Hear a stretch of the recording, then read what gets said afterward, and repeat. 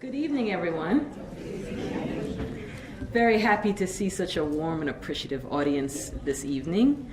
My name is Dr. Kim Dismont-Robinson. I'm the Folklife Officer for the Department of Community and Cultural Affairs, and I'd like to welcome you to our event, Native Americans in Bermuda, the History and Legacies of the 17th Century Caribbean Indian Slave Trade.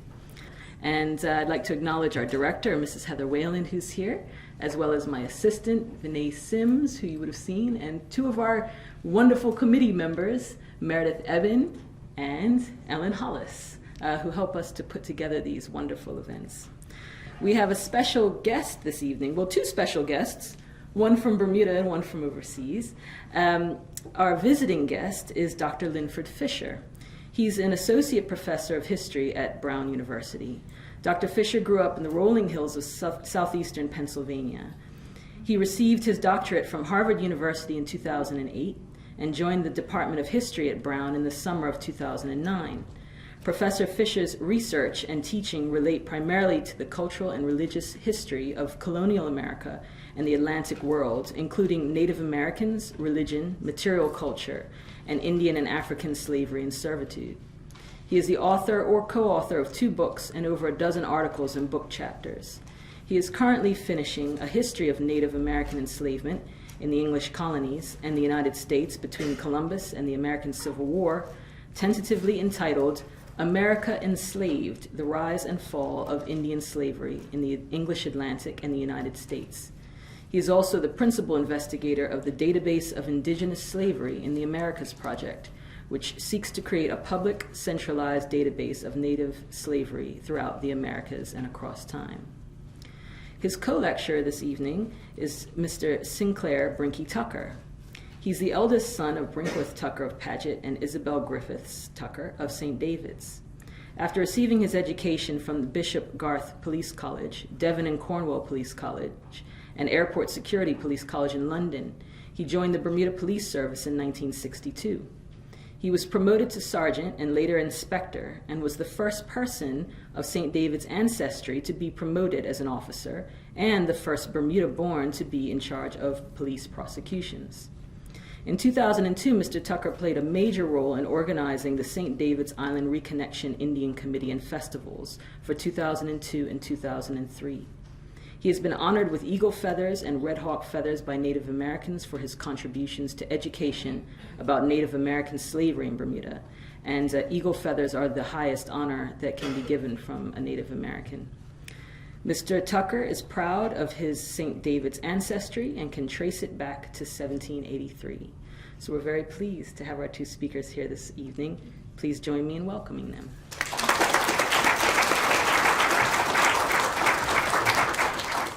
Good evening, everyone. Thanks for taking time out of your day and evening to be here. It's a delight to be with you. Thanks so much to Dr. Kim Dismont-Robinson for the invitation to be here. And I've been coming to Bermuda off and on for almost a decade, and I have to say I'm hopelessly falling in love with this beautiful space and the history and the people and the culture of Bermuda. So thanks for having me.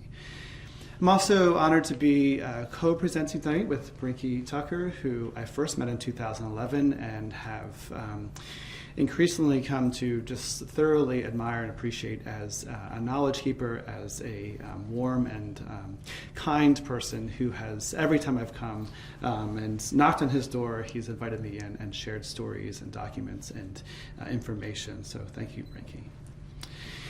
So my talk today is drawn from a book I'm working on, as Dr. Dismont-Robinson said, trying to, for the first time, bring together the wide-ranging history of Native American enslavement in English colonies and the United States, across time and space, from Columbus to the American Civil War. And it is a big survey about a topic that I find most Americans know really little about, and I suspect maybe Bermudians as well, although I could be wrong about that. So what I'd like to do is to focus on just one section of this research for the book, which is really about the native slave trading in the Caribbean and how Bermuda plays into that history. And then Brinky is going to talk more specifically about the role of the connection between New England and St. David's Islands and up to the present. But first, let me start with a story that illustrates some of the things I'd like to talk about. So in August of 1664, 2 English ships left Jamaica, headed up to Bermuda.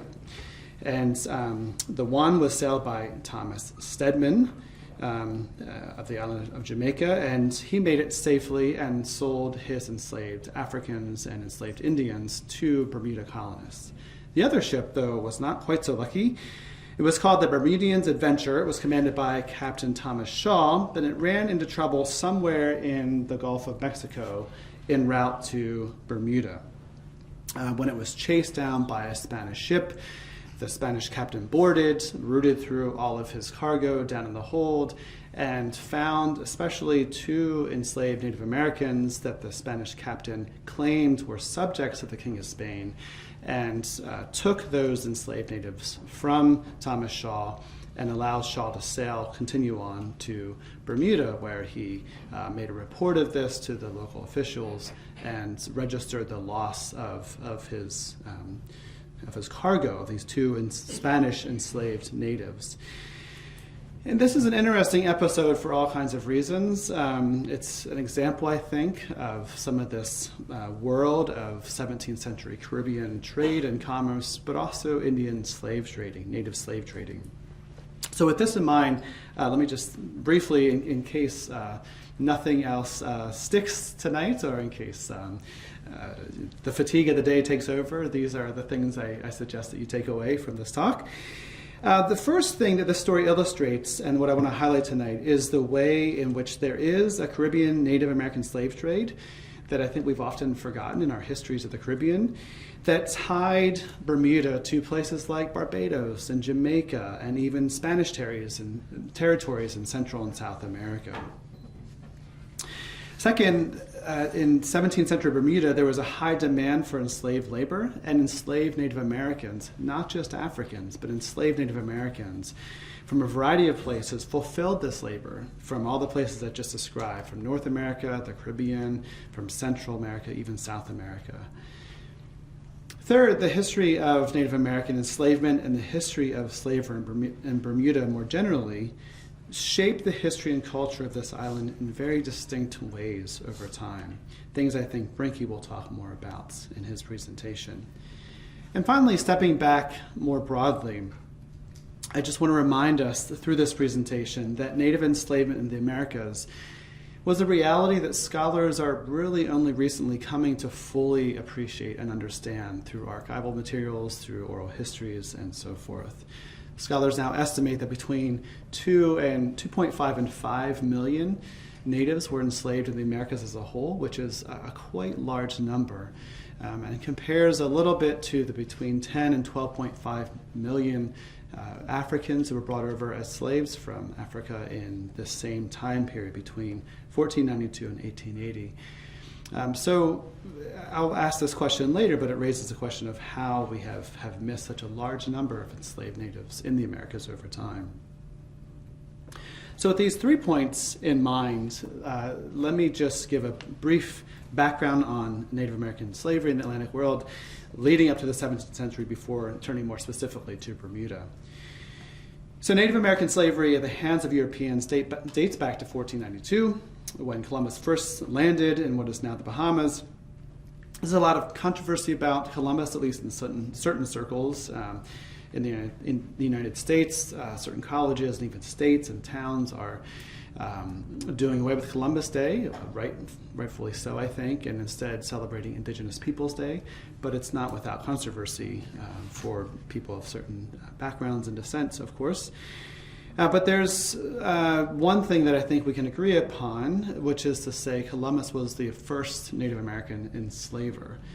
So even in his very first trip, he took back 30 or so enslaved natives back to Spain to sell as slaves. And on successive voyages, he loaded up 4 ships full of 550 enslaved natives, again to take back to Spain to sell as slaves. And Columbus actually proposed that to the king and queen, that one way of financing colonization would be to have a regularized slave trade coming out of the Americas back to Europe, selling these enslaved natives into lifelong slavery to finance ongoing colonization. So this inaugurated a half-century of relentless enslavement of natives by the Spanish and Portuguese. Hundreds of thousands of natives were forced to labor on Spanish plantations and in Spanish gold and silver mines. And by the end of the 16th century, there are perhaps 1 million or more Africans and Indians that have been enslaved in the Americas. But I want to highlight it's not just the Spanish who do this kind of activity, who enslave natives. What we find when we turn to English colonization is a contradiction of sorts. On the one hand, the English say they don't want to repeat the actions of the Spanish in terms of the treatment of Native Americans. On the other hand, it's clear pretty quickly on that early English colonization as a whole was motivated by the potential for riches, just like the Spanish. This is best exemplified in a pro-colonization tract in 1585, written by Richard Hakluyt, called Inducements to the Liking of the Voyage Intended Towards Virginia. Notice that Virginia was named but not colonized, even in 1585. It wasn't until 1607 that there was actually boots on the ground. So Hakluyt gives 3 purposes to the voyage to Virginia, and by extension to English colonization more generally. The first, to plant Christian religion, which he means Protestantism, of course. This is an age when Catholics and Protestants see themselves as in opposition in the Atlantic world. The second is to traffic or to trade with natives and others. The third is to conquer. And then last he adds this sort of like, or all 3, who knows? And of course, this is really a stunning admission, right? That you have in print this sort of blueprints for colonization. The intermingling of religious and commercial aims that comes to really typify English colonization. So it shouldn't surprise us too much then that the English colonists turn to capturing and enslaving natives from the very beginning. Almost all early English explorers who are trolling up and down the North American coast kidnap and, in some cases, specifically enslave natives. One of the most famous experiences of this is in 1614, Captain Thomas Hunt lures 28 local Wampanoags off the coast of Cape Cod onto a ship and sails to Spain and sells them as slaves. And Tisquantum, or Squanto, is one of those individuals. He actually escapes, makes his way back to London and back to his homeland in New England, just in time to greet the Puritans or the Pilgrims in 1620. Kind of an amazing story. So in terms of slavery, though, Bermuda is slightly different from many other English colonies because it did not have a native population when the English first shipwrecked on it in 1609, famously depicted in this wonderful mural in the National Museum of Bermuda, which I was really pleased to once again see during this trip. So this raises one of the most important central historical questions regarding the presence of Native Americans in Bermuda, past and present. How and why were natives brought to Bermuda? And the short answer is they were brought here from many other locations as slaves, along with enslaved Africans. Bermuda became the crossroads not just of trade and commerce, but also of a Caribbean and Atlantic native slave trade. And almost right away from the beginning, English traders and merchants and colonists brought both enslaved Indians and Africans from all around the Caribbean and North America to Bermuda as slaves, as this map tries to depict. So to understand native slavery in Bermuda, we have to understand the central role that privateering and piracy played in the Caribbean world. And by the way, this map is so interesting because Bermuda is like literally at the crossroads of all these lines, which I think signifies something really important here. English privateers circled the Caribbean between 1570 and 1700, and especially targeted Spanish, Portuguese, and French ships. English privateers would sack a Spanish or Portuguese ship and then sell enslaved Africans and natives at various ports, including here in Bermuda, also Virginia, New England. And this is how the first enslaved Africans and Indians were brought to Bermuda in 1616.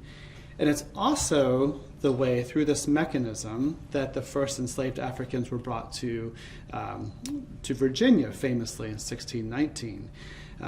which is the fabled origins of slavery in colonial America, it was in conjunction with a Bermuda-based privateer named Daniel Elfrith, who, with a Dutch privateer, sacked a Portuguese ship in 1619, went to Virginia, sold some of the enslaved Africans there, and then sailed to Bermuda and sold the rest of them. So it's these networks of privateering and piracy that are how enslaved Africans and Indians are sold at these places. As another example, famously in 1645, a privateer named Bartholomew Preston arrived in Bermuda and sold 40 enslaved natives that he had taken during a raid against the Spanish at some unknown location. He sold them to Bermuda planters, and the enslaved natives joined a much larger growing population of enslaved Africans on the island. Sometimes really large privateering raids took place in the Caribbean too. I won't get into the details, but just to highlight them, 1671, Sir Henry Morgan captured 1,000 enslaved Africans and Indians from Spanish Panama. He gave some to his men, but then also sold others at various locations. 1683, Captain Van Horn, an English captain, took 1,230 enslaved Indians and Africans from Spanish-held Veracruz, and again, these get sold off into the wider Atlantic, the English Atlantic particularly.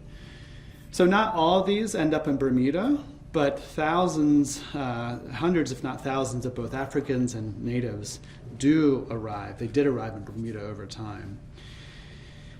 So this Caribbean-based slave trade was just one native slave trade in the 17th century. So from the Caribbean kind of up into other places, including Bermuda. But there's another native slave trade taking place in the same time period as well, from North America out into the Caribbean and into the North Atlantic, and even across the ocean to Europe and North Africa as well. This was usually the result of colonial wars against Native Americans in North America. And again, without going into much detail, I just want to highlight three specific nodes of activity. So New England, Virginia, and the Carolinas. Virginia, there was two main colonial wars in the 17th century, the Pequot War in the 1630s, King Philip's War in the 1670s.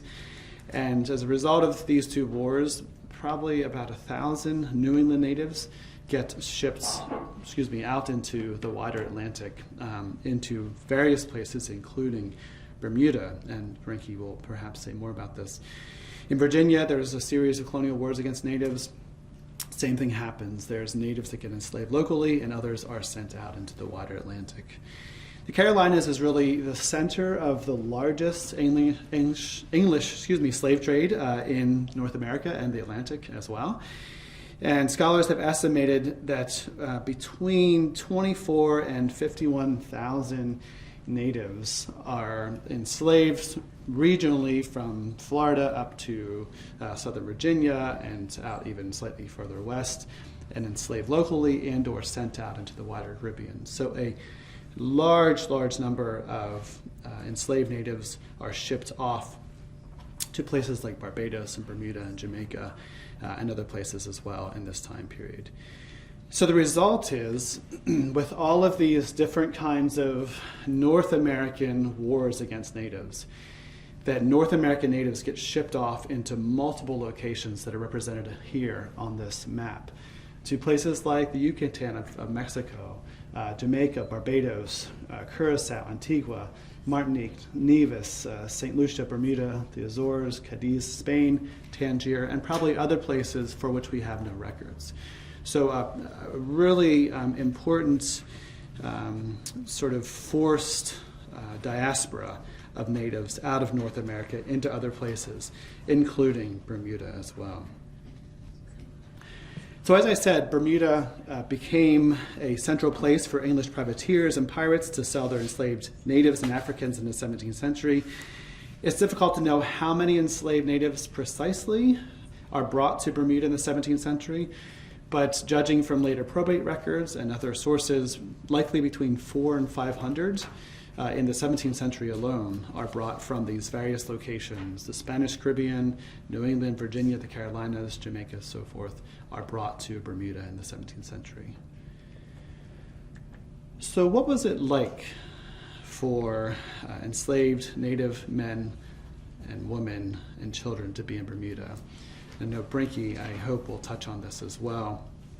I want to highlight just a few things about what life might have been like. First of all, natives who are brought here as slaves were usually just incorporated into the wider enslaved population on the islands.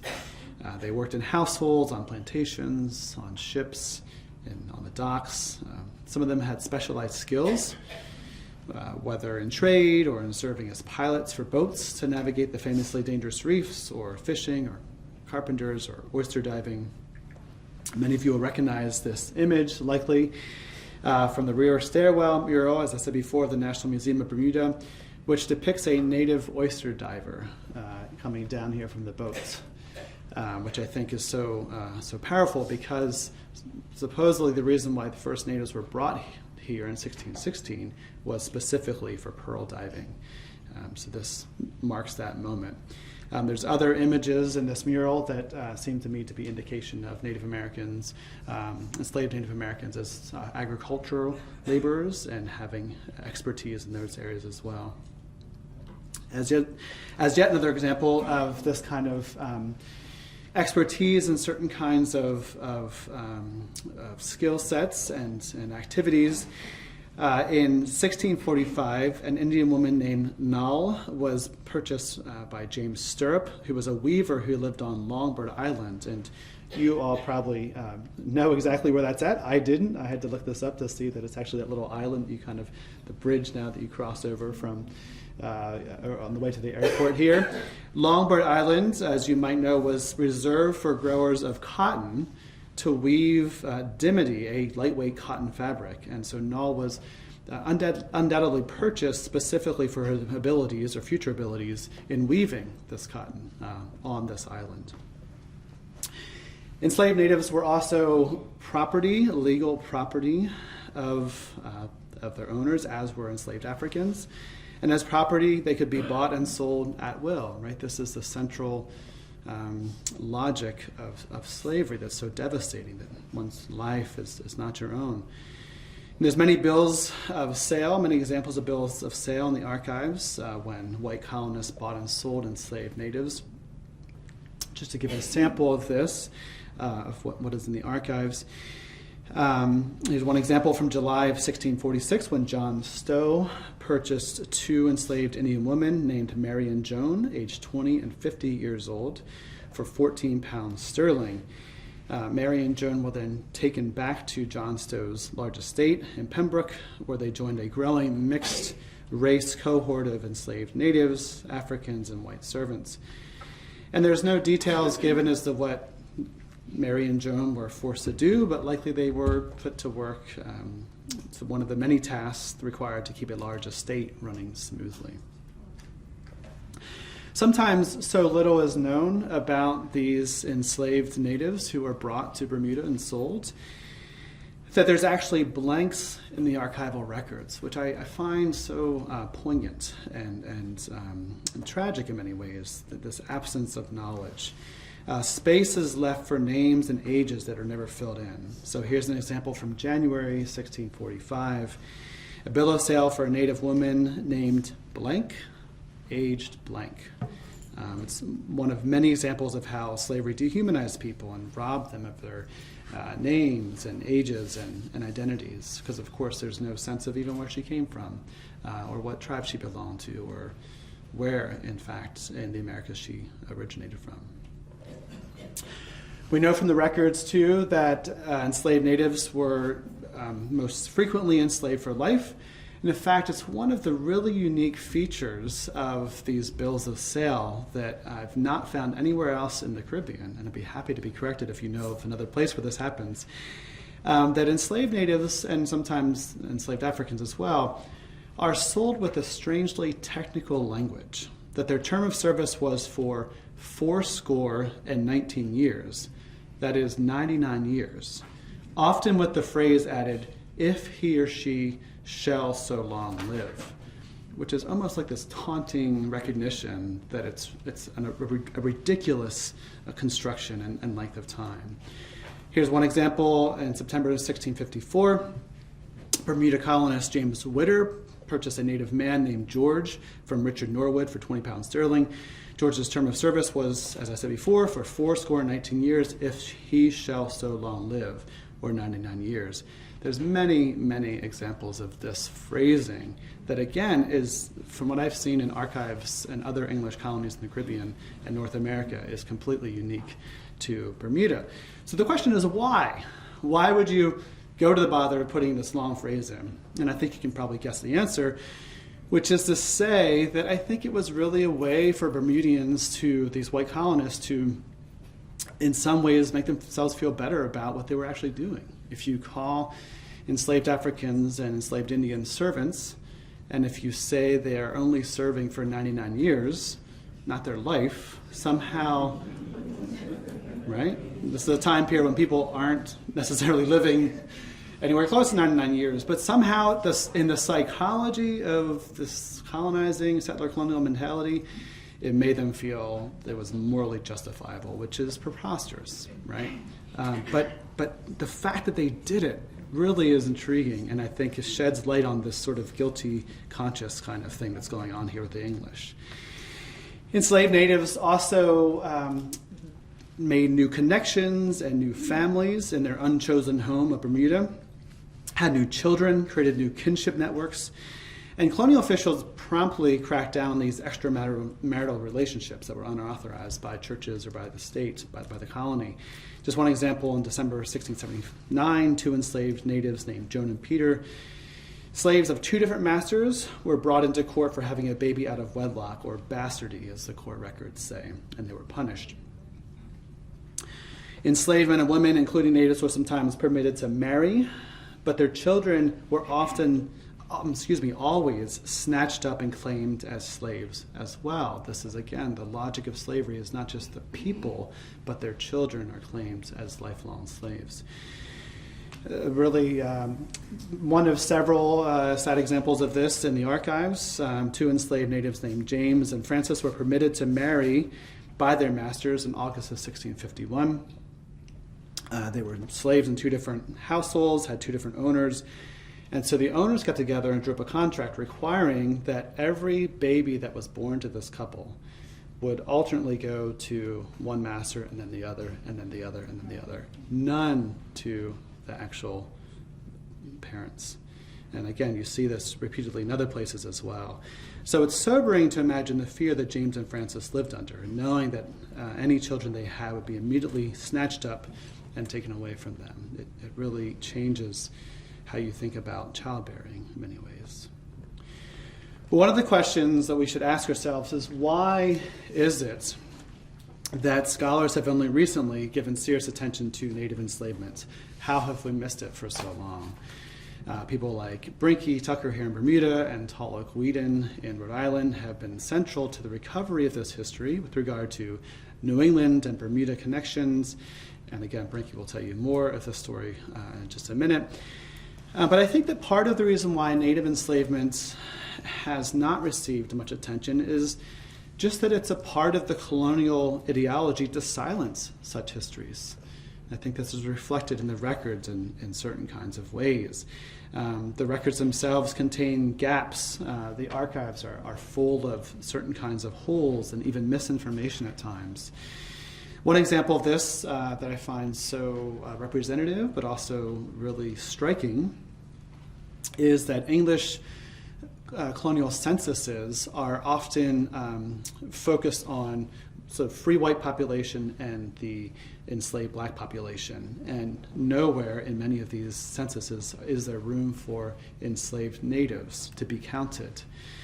And Bermuda actually has a really amazing example of this. So this is the Bermuda census from 1698, which lists 2,247 black men, women, and children, almost entirely slaves. But if you look here, there's not even a place to keep track of Native Americans who are present on the island, right? So if you saw this, and you saw it in the archive, or you came across it, you would say, oh, by 1698, there are no Native Americans in Bermuda, right? Well, fortunately, we have other records that tell a lot more of the story. If, for example, in the same time period, you look at probate records, as some scholars have done, and I have looked at myself as well, you'll find that Native Americans made up about 20% of all the enslaved people listed in the probate records in the same exact time period. So at the very moment the census record says no Native Americans, the probate records say tons of Native Americans. And this is something I think that we have not wrestled with quite enough. I speak to myself, for myself and for historians. We've not wrestled with these kinds of tensions in the documentary record. So if Native Americans make up about 20% of enslaved people in the probate records, that means there's roughly 450 Native Americans in Bermuda by about 1700, which is a substantial population, especially compared to none that the census record told us. Just one example of this, though, of how Native Americans show up in probate records. So this is the state inventory of Boaz Sharp. This is a pretty famous example of this from 1707. And it's famous because he has 9 enslaved people in his estate. All of them are Native American slaves from 1707. But this inventory also affords another insight that I really think is striking. When you compare the total wealth that he has in his estate as a whole, that his enslaved natives make up 82% of his total estate value, which again just reinforces this idea that slavery brought real and tangible wealth to the owners, to masters, to white people. Far greater value than his property, than his buildings, than his cattle, and so forth. Really, really important to note this. And as another example here, there's some correspondence regarding the governor's slaves of Bermuda, and even the governor in the 1690s has 2 Native American slaves. So again, just to reinforce this point that the census is completely wrong, and if we only look at that, we're going to miss a lot. This is why we should be suspicious when we go to the archives and take that as the final word. This is why oral histories are so very, very important. And scholars are slowly becoming more aware of the need to incorporate oral histories into the official histories of places and islands and colonies and so forth. Another trend that I'll just mention briefly is that you see in the archives is race shifting. Scholars have called this paper genocide, the intentional erasure of identity, most often Native identity. So just as one example of this, not from Bermuda, but I think it's really striking in terms of the larger Caribbean world. 3 ships left Suriname in the 1670s, headed for Jamaica. When they leave Suriname, there is a column for the number of Native Americans on board. When they get to Jamaica, they've all been turned into slaves. So the records in Jamaica have no recognition of any Native Americans as slaves on these shipments, but we know from other records that they did actually exist. You find this over and over again. You find other ways that records intentionally sort of categorize enslaved natives into a wider category of just quote-unquote Negro or mulatto without preserving that identity. And you find this a little bit in official histories of colonies and islands and countries. Again, the wonderful National Museum of Bermuda has this great first floor exhibit on slavery in Bermuda. But there's only a little sense of Native American presence at the beginning of this process, and then it very quickly drops out, right? And I think this is really common, that Native American presence is recognized early on, and then the records and historians follow the records, mute indigenous presence in the later 17th and 18th and even 19th century. And I think this is an injustice. I'm not talking about this exhibit, but I mean generally how historians have treated this, that people can be complex in their identities, and we shouldn't allow the records to force them into sort of one end result. So quickly, just to end here, this native enslavement in Bermuda continues on into the 19th century in different kinds of ways, especially if you think about the ways that the records mute the identities of natives by just calling them black or Negro or mulatto, that native people who are native descended continue on into the 19th century in very distinct ways. British emancipation in 1834 surely freed people of indigenous ancestry and natives themselves even. I found one reference as late as 1829. There was a reference to a North American native in Bermuda, which tells me that there are more of them probably too. So finally, to conclude, one of my main points here has been to say that native slavery was very important in the Caribbean and Bermuda in the 17th century. And I hope that you can get a small sense of this through just this very brief presentation here. There are complicated factors that have led to us not recognizing this fully in different kinds of ways, as I just said, like archival silences and race shifting. But really, I want to stress that the history of enslavement is really only half the story, which is why it's so important to pair what I'm saying with what Brinky has to say, which is that a lot of the story is also about resilience and about reclaiming that culture and undoing the legacies of slavery and the Native American slave trade. And the St. David's Islanders have been so amazingly resilient, and I'm just filled with awe and respect at all they've done over the past couple of decades to continue to celebrate their presence in history. Thank you very much.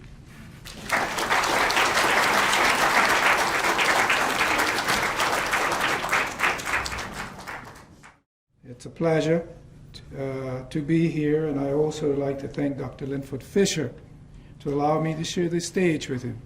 Some of my comments will overlap what he has said, and we haven't coerced or discussed our papers or presentation, but just please bear with me. Ladies and gentlemen, first allow me to inform you I am not a St. David's Islander. My dear mother was. My birth certificate states I was born in Paget, King Edward Memorial Hospital. I remember traveling by train to St. George's with my mother on a couple of occasions, then catching the ferry to Daisy to St. David's to visit my grandfather and other family members.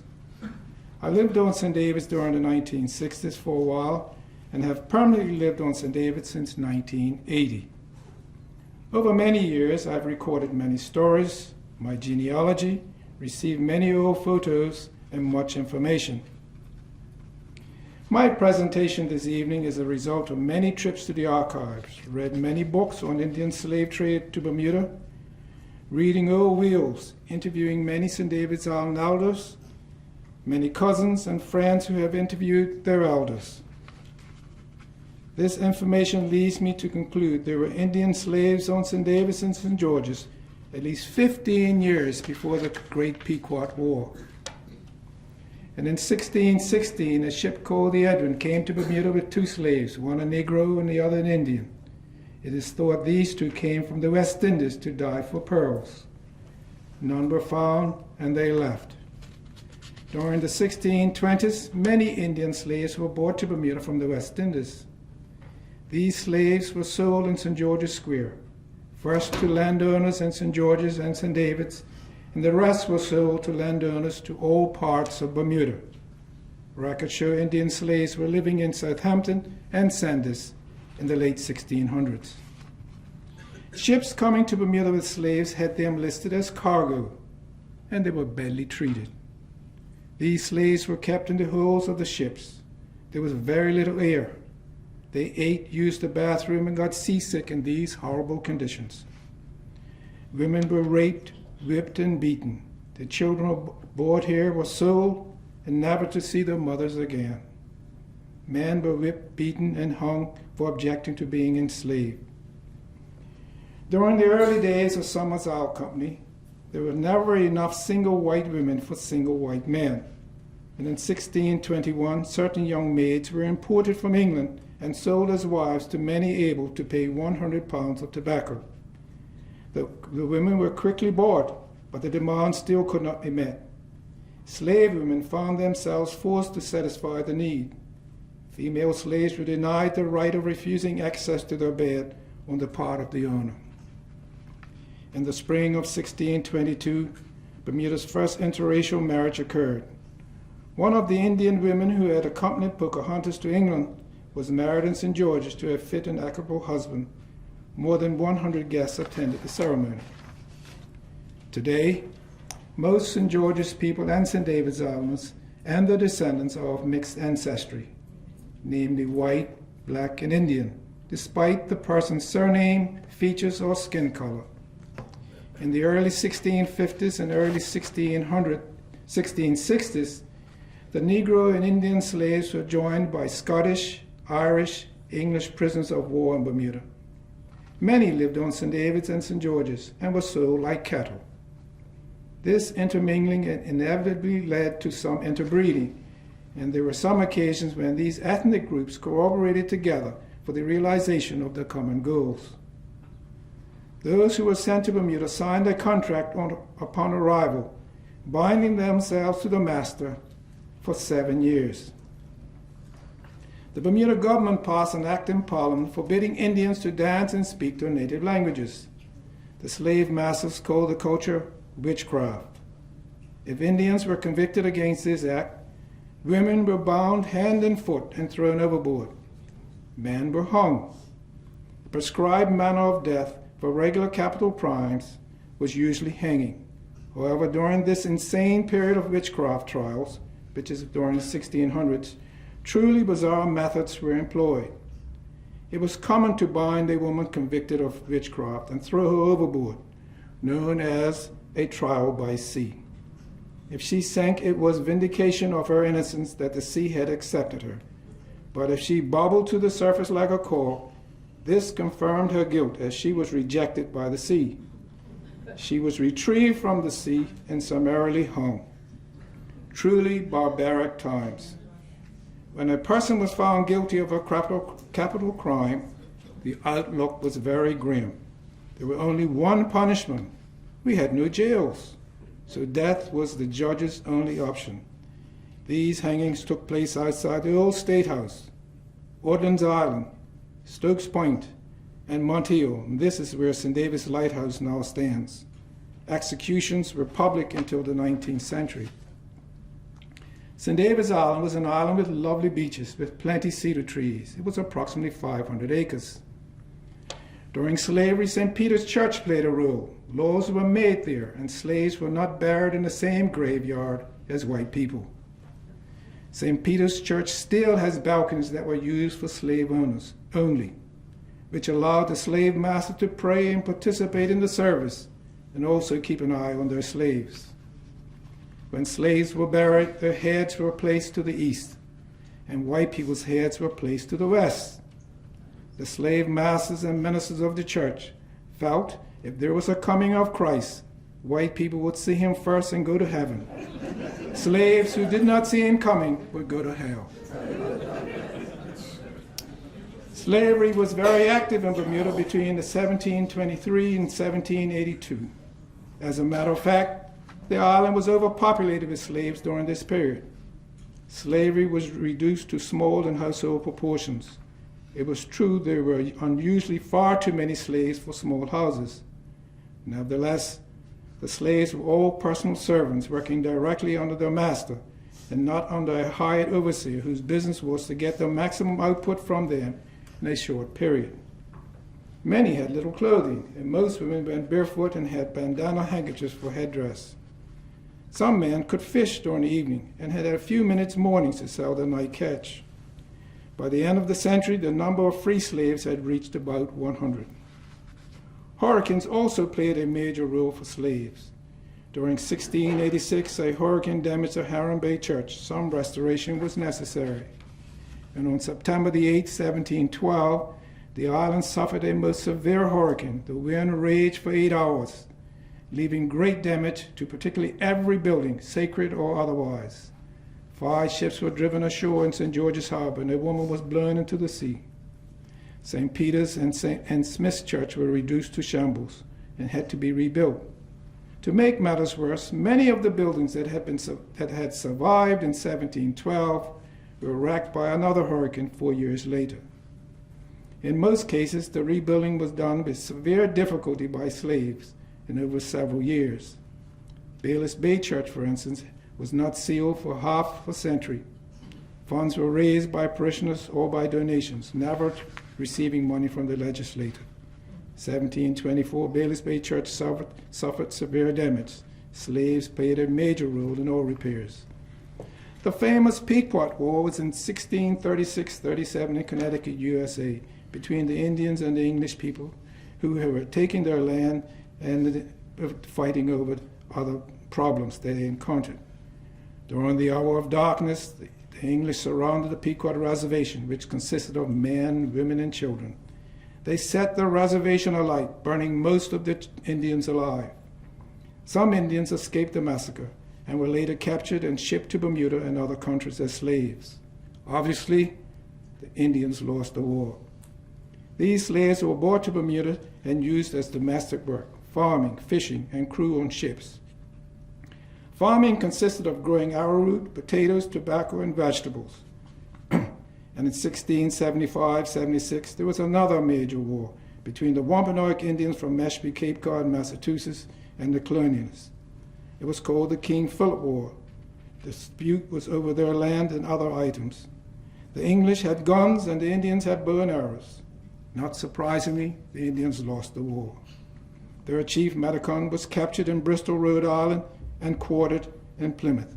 Quartered, I mean he was killed, tied to a stake, and cut up in pieces as a deterrent to other Indians who might want to uprise. Again, many survivors were enslaved in Bermuda. The conditions getting here and after they arrived were similar to the other Indian slaves. Records in Massachusetts and stories told here state King Philip's wife and son were among the Indian slaves sold here.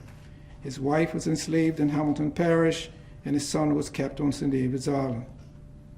In 1676, shortly after being brought to Bermuda, a Wampanoag Indian was strongly objected to being enslaved here. He devised a plan to kill his master and family.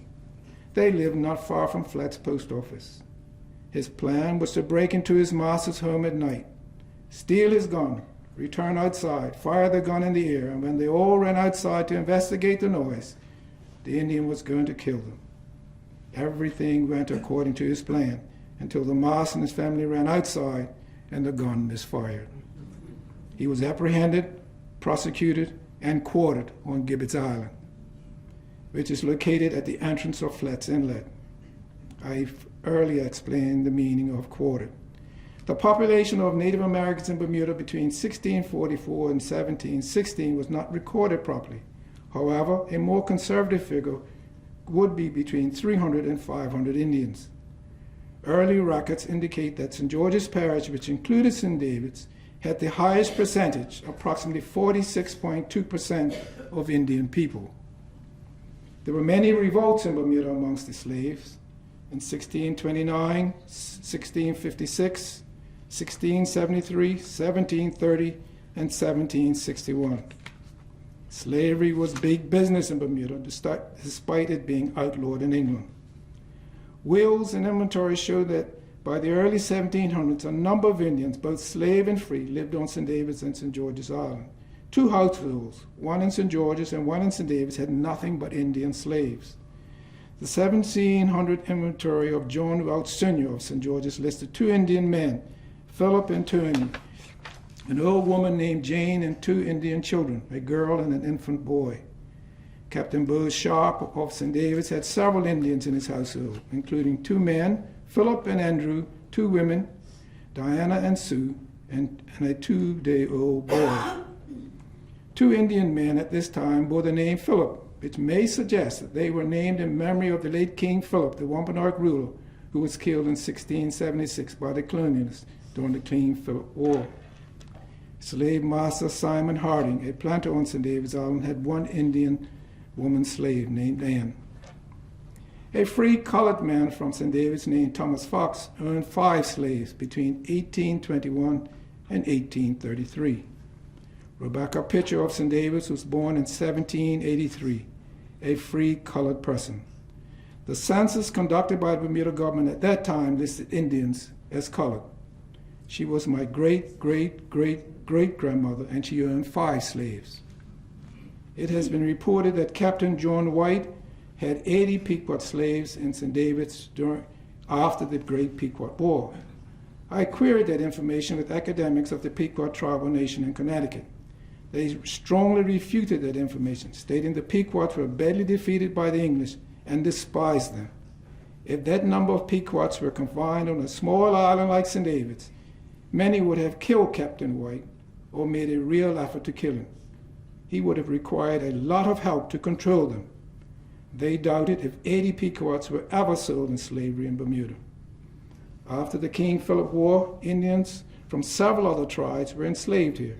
In addition to the Pequots and Wampanoags, several were from the Cherokees, Narragansetts, Mohegans, Powhatans, Peru, Carib and Taino Indian tribes.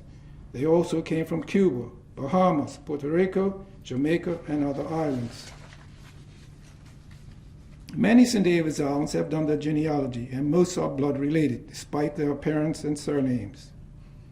Many years ago, the popular surnames were Fox, Pitcher, Lamb, Burchell, and Miners. There were also Smiths, Haywoods, Higgs, Lightburns, Redmonds, McCallan, Brangman, Millets, and Griffiths. All Irish, Welsh, Scottish, and English surnames. I must inform you the English or slave masters kept fairly good records. Little did they know one day we'll read them. Records indicate the dates, gender of the Indian slave, name given to the Indian, and the name of the ship's captain or owner. Members of Parliament conducted 3 censuses prior to emancipation. They listed 5 categories: white, Negro, Indian, Mestiz, and mulattoes at the first census. The second census, they described Indians as colored. And at the third census, they listed Indians as Negroes. There were very few schools on St. David's Island for children of color, and very few people of color lived west of Dulles Bay Road, which is near Clearwater School. For 225 years, and prior to World War II, there were no paved roads on St. David's. They had only footpaths suitable for pedestrians, bicycles, donkey carts, and the like. There was one fort on St. David's Island. It was Fort Popple, named after Governor Lord Popple. It was located on top of the hill north of St. David's Cricket Club. It was built in 1730, had 7 guns, and the remains are still there. We all know emancipation occurred in 1834. When the Indians were given their freedom in St. David's, many drank too much alcohol, were very happy, loud, and couldn't control themselves. Mohawks, Indians, were never enslaved in Bermuda. They were a very large tribe, and the English could not defeat them. This tribe was one of the first tribes to scalp white men, women, and children. The English soldiers and their families described them as savages and cannibals. Soldiers were stationed in Bermuda during emancipation, and when the Indians drank too much, got very loud, the soldiers stated the Indians were acting like savages and cannibals. They were acting like Mohawks. That name stuck, and today many old St. David's Islanders will tell you they are Mohawks and not from any other tribe. My late mother was one of them. These people developed a culture of their own. Their accent was different, their diet was different, their method of survival was different. Most men were fishermen, farmers, pilots, and boat builders. The fishermen would trade their fish for the vegetables grown by the farmers. Fish was cooked about 6 different ways: fried, boiled, charred, hashed, baked, and stewed. And most cooking was done on an outside stove or fire. New laws were passed in Parliament about 30 years ago, which had a severe effect on St. David's Island fishermen. The laws affected the use of their fish pots, where they could be laid, where they could and could not fish. Complicated records had been submitted, and permits had to be obtained to sell their catch. Today, there are very few fishermen and farmers on the island, or those that went fishing for mullet roe. It is my information some of the equipment used to prepare mullet roe is now at the Maritime Museum. Today, the cost to buy fresh fish is more than a T-bone steak. They made their own nets, and about 15 years ago it was discovered they made their nets exactly like the Narragansett tribe from Rhode Island. Sock rock was also a popular food.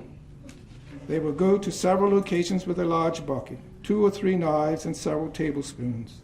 This ritual had been done at low tide. A sock rock is a grizzly slug that moves slowly along the shoreline. The knives were used to pry the sock rocks from the shoreline and then put in a bucket. After collecting what was needed, the spoons were used to scoop the meat from the sock rock shell. The meat was cleaned with salt water, taken home, cut in pieces, and steamed for about an hour until they were tender. The next day, carrots, potatoes, and onions were diced. Added was thyme, curry powder, salt, pepper, cut bacon, and fried with onions. Put in a large pot and sauteed for 20 minutes. The food was delicious. Apart from other occupations, St. David's men have all been expert fishermen.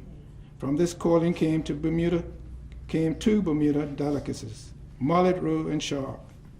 Mullet roe is a genuine St. David's product, and even today there are many Bermudians that know nothing about it. The roe is found in the mullet during the autumn.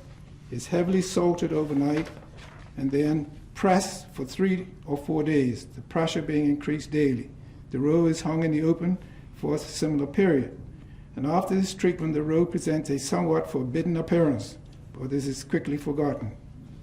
Most people who do not know about the mullet roe think it tastes like soap, and I am one. But it is, to a true St. David's Islander, it is gold. The roe is part of the mullet fish's intestines. Sharks are plentiful around Bermuda, but St. David's Islanders get the credit for the method of preparing it. In preparing shark, the liver is removed first and placed in the frying pan to extract oil. The fish is then boiled, skinned, boned, and squeezed in a cloth until dry and flaky. A variety of seasonings are added, such as pot herbs, pumpkin buds, luster bird pepper, and pepper leaves. The fish has been reduced to a sort of hash, which in turn goes into the frying pan, where it is stirred until it absorbs all the liver oil. Now the shark is ready to be served. Shark oil has been used by St. David's Islanders for centuries as a gauge to predict weather approaching Bermuda, and they swear by its method. When the shark oil gets cloudy at the bottom of the bottle, it indicates bad weather is approaching. And if the oil is clear, it is safe to venture out into the open sea. I remember vividly when I arrived in St. David's in 1980, 4 or 5 female cousins would request to borrow my 12-foot punt, 1 oar and an anchor to fish behind Smith's Island or in St. George's Harbor. They were hoping to catch grunts, breams, or turbots.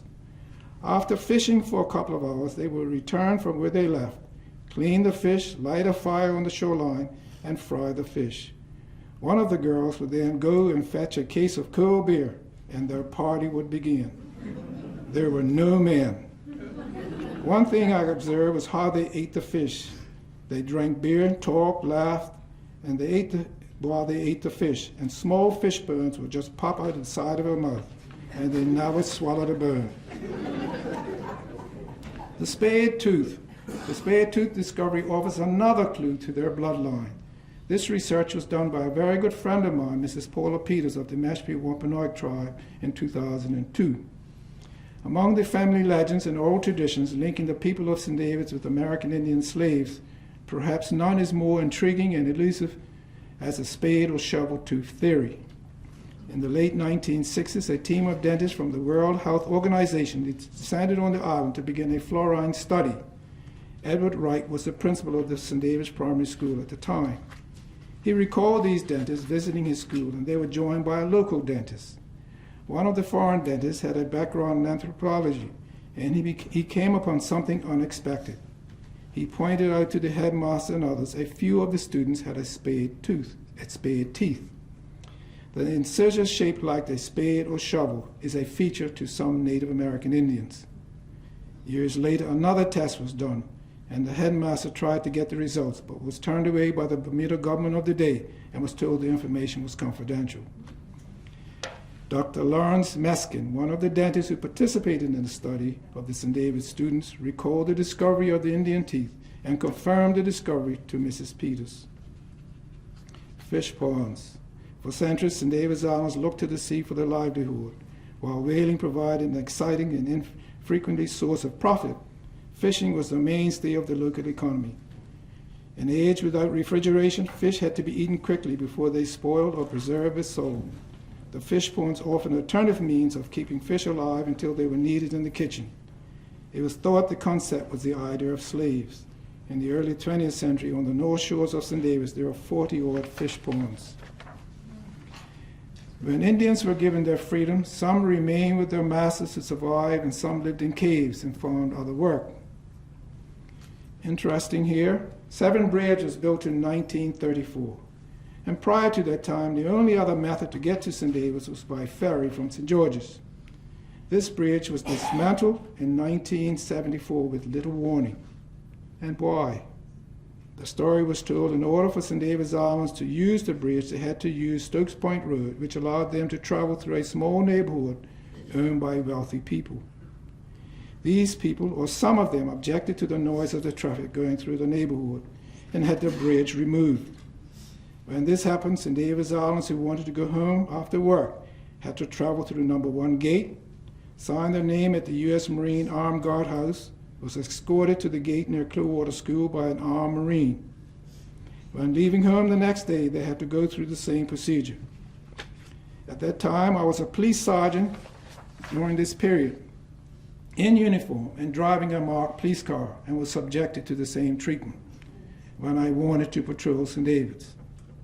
Many months later, the U.S. authority reclaimed land, paved a road which allowed residents to travel on the now St. David's Road to Stokes Point Road from number 1 gate. At number 2 gate, there is a junction which leads to South Side or the Marina. An armed Marine was there directing traffic and gave U.S. military and their families priority to enter St. David's Road over all Bermudians. This caused a lot of animosity, particularly among St. David's Islanders. The U.S. base and airfield was started in 1941. Prior to and afterwards, St. David's Islands were treated like second-class citizens. Due to the building of the base, many St. David's Islanders lost their homes, property, part of their culture, and they were extremely upset. They found it very difficult to trust people. Education was never a priority. After the base was completed, the size of St. David's had doubled due to the reclaimed land by Americans. Now it is about 1,000 acres. Years after the base was operational, the standard of living on St. David's increased and education became a priority. Today, St. David's Islanders are lawyers, doctors, architects, school teachers, international doll maker, artists, accountants, pilots, at one time officer in charge of Bermuda Regiment, and also at one time the Premier of Bermuda. Excuse me. Bermuda's economy in the 18th and 19th centuries relied heavily on the sea. Many black and Indian slaves and free people spent many days and hours on the sea as whalers, fishermen, pilots, crew members on gigs. They traveled the world on sloops and privateer ships, never returning home after being swept overboard during storms while working on ship's rigging.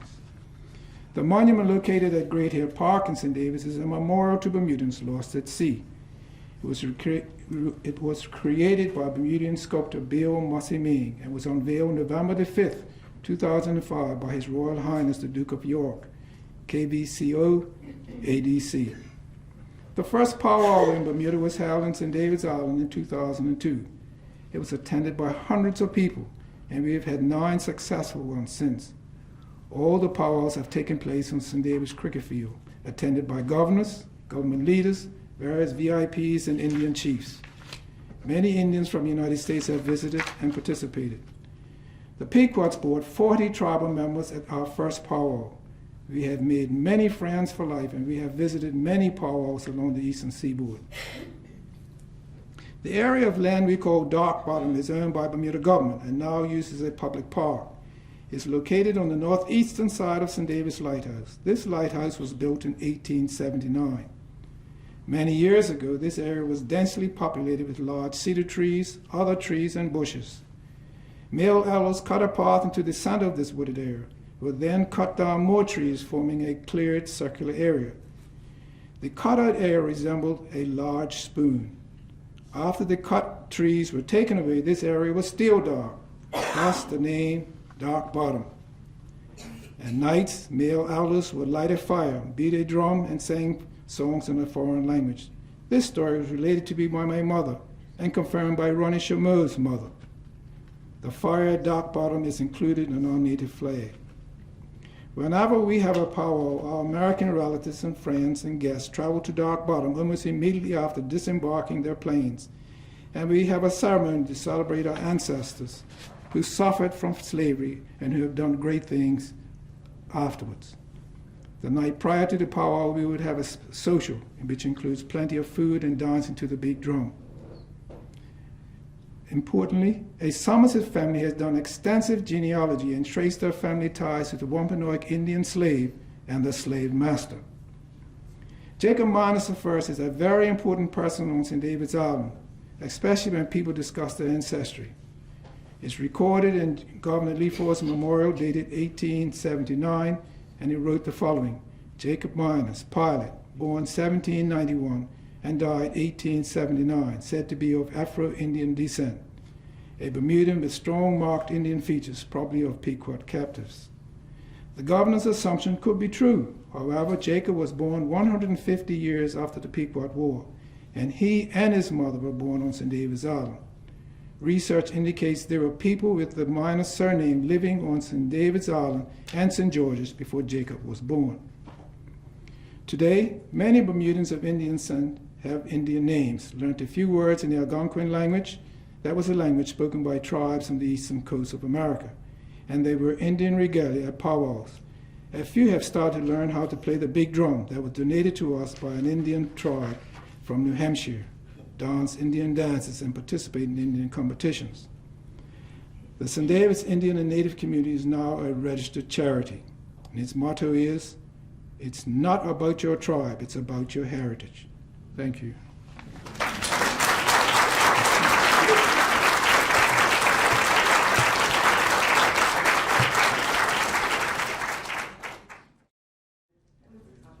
That was a beautiful reading. Is it possible to get a copy of it? Well, I'm going to be very honest with you. I wrote a book about 10 years ago, and recently someone has offered me to write another book or add to the existing book. So stay tuned, and you may be able to purchase that book.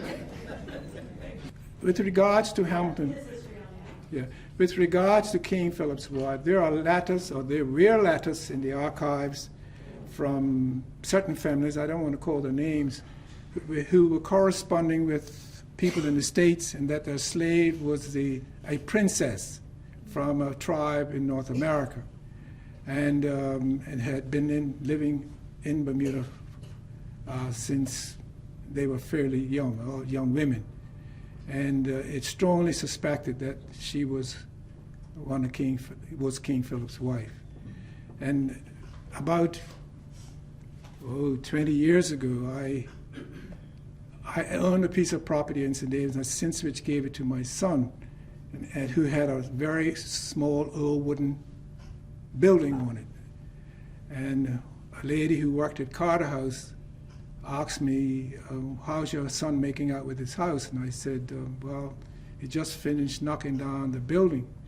And she screamed. She said, what? You did what? I said, yeah, well, he's got to knock it down. He's going to build his own house. She says, that's where King Philip's son lived. I said, please don't tell anybody. Whether it's true or not, I don't know. I don't. The hut is gone. I took pictures of it, but I have that. But it was very old, and across the street where slave masters lived in a stone structure, a small stone structure. This was before there was a paved road between the two properties. I would only add, in terms of the archival evidence, which is what historians are looking for anyway,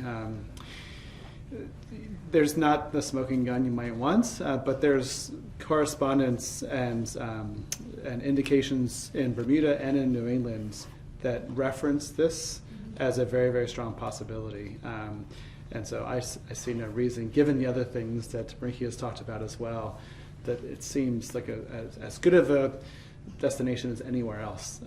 And it comes back to this idea again that so much is lost in the documentary records, and just because we can't find it in the archives doesn't mean it didn't happen.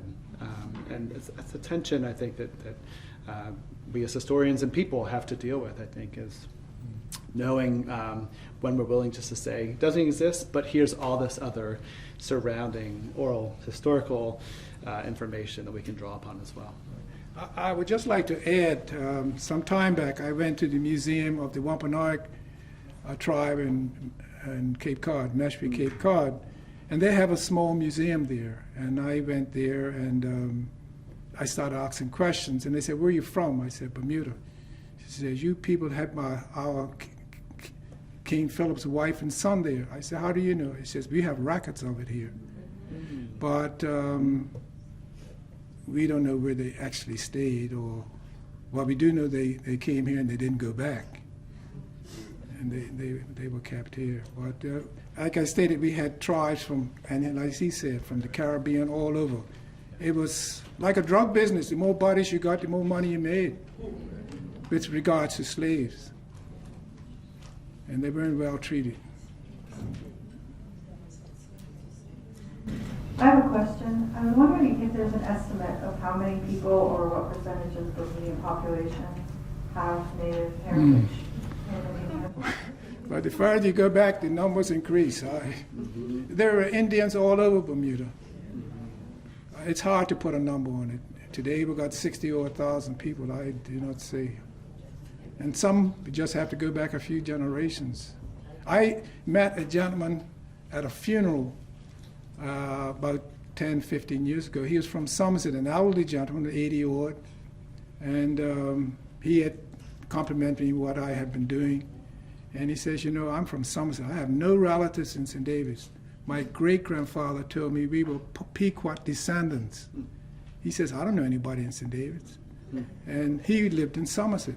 So these people, they were sent wherever someone bought them. So Pequots weren't only in St. David's. That's a misnomer. If somebody thinks only Pequots were in St. David's, it's... Yeah, Brinky, my family, my mother's side comes from Somerset, and the way it's from Somerset. And my great-grandmother was Pequot. I believe you. Family. You see the features very strongly. I believe you.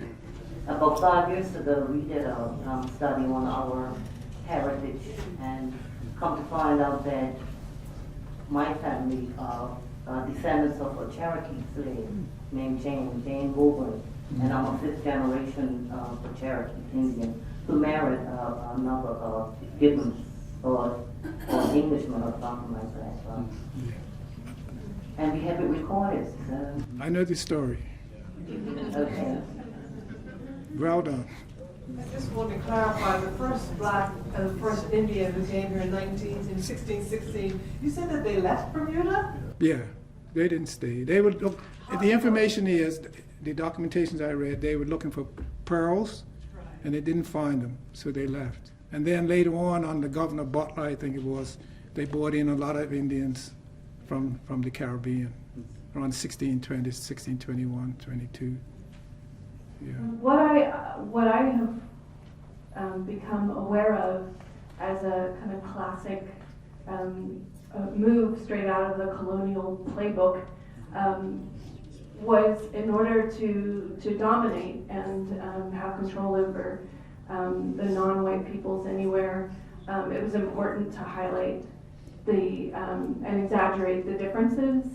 So sort of divide and conquer, that's just a classic marker. So it's interesting to me, you know, and we see that out in our history in so many ways, and shadism, and even like making the Portuguese socially a different race, even though ethnically they're not. But I'm not really hearing that was done in the case of natives, and I'd love to hear from both of you or about that. I hope, did that make sense? Yes, I only have half an hour, so I could have gone on. But mind you, there are a lot of native people. I shouldn't say a lot. There's quite a few native people living on the island now. And a good friend of mine, a brother of mine, met a Blackfoot who's living here in Bermuda. There's a lady who works at the U.S. Consul with First Nation. She's attended the powwows, and there are quite a few here. They don't make a big fuss, but and some of them years back were mistreated, and I don't have to go into any great detail, you know, and no offense to Catholics who may be here, but they were mistreated. you mind if I add to it? I would only say that if you're talking about the period in which slavery was being enacted, I mean, this is a classic case of, as you're saying, it's a part of controlling people. But in that sense, there's very little motivation by colonial magistrates and owners to make those kinds of fine-tuned distinctions among enslaved people more generally, right? It's actually much easier to control all enslaved people if you just kind of mush them all into one category. And so even though among enslaved people you would find them saying, well, I'm from this part of Africa, or I'm from this part of, like, they know those distinctions, in terms of government record keeping, that is the big divide, is sort of, you know, slave and free. And so I think it's a product of, the mechanisms of slavery as much as anything. And then it gets more nuanced in some ways as you move past 1834 here in Bermuda especially. Hi, I have a quick question. I'm from St. David's. I'm a miner, so my grandfather's land is next to Dock Bottom. I had never heard of the sacred value of Dock Bottom before. I just wanted to know where it's documented. Well, my mother, first of all, I first heard about it from my mother. My grandfather lived right on the edge. My great-grandfather's homestead is right on the edge of Dock Bottom. And she, as a child, used to visit her grandfather. And for many years, I used to ask her, tell me about St. David's. And she says, it's too painful, I don't want to tell you. And when she started getting older, she must have felt the time was getting near, I better tell you something. And she mentioned this about Dock Bottom. So personally, I thought she was slipping because I had never heard it before. So I went to Ronnie Chameau's mother, who's a relative of my mother, and I'm related to Jacob Miners too, down the line. And she said, in her thick St. David's accent, child, will you hear that? That is the truth. And my mother said she was only a little infant, a young person, because she couldn't associate with elders when they were gathered. And I spoke to another St. David's elder, and he said his grandmother had told him the same thing. Now, what they were saying or what they were doing, I don't know. I do have a picture when Dock Bottom was a wooded area. A very large picture was taken from the lighthouse. It was given to me, and I treasure it. But that's where I found the information, where I got the information from. So it's not documented, it's all history. Well, oral history, yes. I've never read it in books. It's in the book I wrote, but I've never read it in another book. Dr. Fisher, in the story you related about the census with just, I think you just mentioned black people or Negroes, are you suggesting that it was an undercount and that Native Americans were not counted at all? Or are you suggesting that, in actual fact, the count was, if you looked at it more closely, a portion of that was Native Americans and a portion of that were descendants from people brought over from Africa? Yeah, great question. I think the latter, actually, in that it wasn't that Native Americans weren't counted, it was that they were subsumed within this larger category of black. And you find this in almost every other colony repeatedly over time. You know, if you have, and there's a number of reasons for this. I mean, I think that there's financial motivations. So owners, and generally the records bear this out, that enslaved Africans often were sold at a higher rate, a higher value than enslaved natives for whatever reason, except in a few cases where there might be specialized kinds of knowledge and skill. And so for financial reasons, maybe you would want to reclassify everyone as just black or African descended. But there's also other kinds of ideological reasons as well that might relate to the law. Enslaving natives was more controversial. And there's lots of cases where, over time, natives began to protest their enslavement based upon a free maternal ancestor. And you see this increasingly in the 18th century. The peak of it is in the 19th century in all the English colonies, but especially what's now Belize, British Guyana, and then in the United States as well. And so this question of the legality of Indian slavery also might have motivated people to hide or subsume it. But to me, it's fascinating. The public presentation of this this demographic composition versus what the records when no one's watching, right? These probate records. That is the striking contrast for me. Thanks. Thank you. I just have to make one comment. Recently, I had my DNA done, and I've been checking all my DNA matches in Bermuda. The great majority of them had Native American ancestry. Even my wife, I found out was my relative. I'd like to know if either of you gentlemen's research has come up with things about healing practices or herbs, other developments. I haven't personally delved into the herbs, but I understand, just through word of mouth, that they used to use various things to make one better, etc. But I never put much emphasis on it. I was more interested in where I came from, not how to look after myself after I was here. I don't know specifically regarding Bermuda on that question, but what I can say is that there's other colonies that had enslaved natives, and there's much more commentary about that practice and about the existence of that local knowledge, and it's a small subfield that scholars are beginning to be more interested in. So it would surprise me if it did not happen here. My assumption is actually, based on other areas and colonies, is that there's a very strong foundation of medical and local knowledge that people of color are cultivating and practicing, and that whites, when they're on their deathbed, guess who they call in, right? They call in local healers. This is almost universally the case, which is hard to trace and hard to document, but is certainly there. I would like to go back to this business of race shifting. I've been doing my genealogy, and nothing frustrates me more than to go to the archives, you're going through church records, you're going through, say, baptismal records of all things, and you'll get, in the 18th century, you'll get hundreds of baptisms of children, say, and it will say colored child, no name. So I just want to suggest to you that this practice is more primal from the human psyche.